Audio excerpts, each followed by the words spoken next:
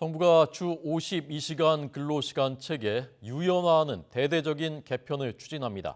지금은 근로시간 주당 52시간 이렇게 돼 있지만 이것을 주 단위에서 최대 연 단위까지 다양화해서 어떤 주는 최대 69시간 또는 64시간이라고 또 그러면 다른 주에는 더 줄이는 이런 방안입니다. 이에 따라서 근로자들의 건강을 보호하기 위한 조치도 의무화하겠다는 계획입니다. 자세히 듣겠습니다. 최명신 기자 나오십시오. 네, 최명신입니다. 네, 이 근로시간 제도 개편 내용 자세하게 전해 주시죠.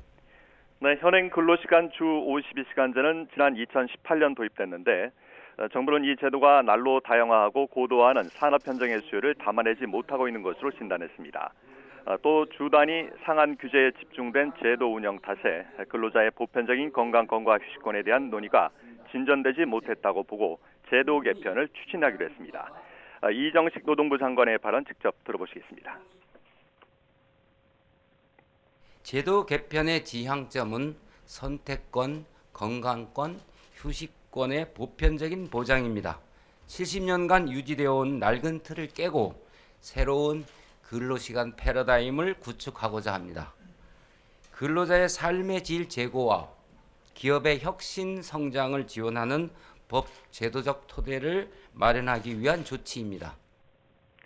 네, 세부 내용을 살펴보면요. 현행 주 단위 연장 근로가 노사비를 거쳐 월이나 분기, 반기, 연 단위로 확대됩니다. 현행 주 50시간 제도 하에서의 연장 근로 총량은 그대로 유지하면서 집중 근로가 필요할 때 탄력적으로 대응할 수 있게 한다는 계획입니다. 제도 개편으로 출퇴근 사이 11시간 휴식 의무를 지킬 경우 주당 최대 69시간까지 일하는 게 가능해집니다. 하지만 현행 산업재 관련 고시에서는 주 최대 64시간 근로를 과로 인정 기준으로 삼고 있습니다. 노동부는 이에 따라 사업장은 노사비를 거쳐서 주당 최대 근로시간을 주 69시간과 주 64시간 중에서 선택할 수 있도록 추진하기로 했습니다.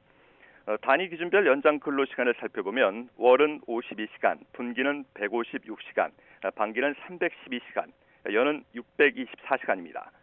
하지만 정부는 장시간 연속 근로를 막고 실 근로시간을 단축하기 위해서 분기 이상의 경우 연장 근로 한도를 줄이도록 설계했습니다. 즉 분기는 90%인 140시간, 반기는 80%인 250시간, 연은 70%인 440시간만 연장 근로가 가능합니다. 정부는 또 휴가를 자유롭게 쓸 수 있는 여건을 마련하기 위해서 근로시간 저축 계좌제를 도입하기로 했습니다.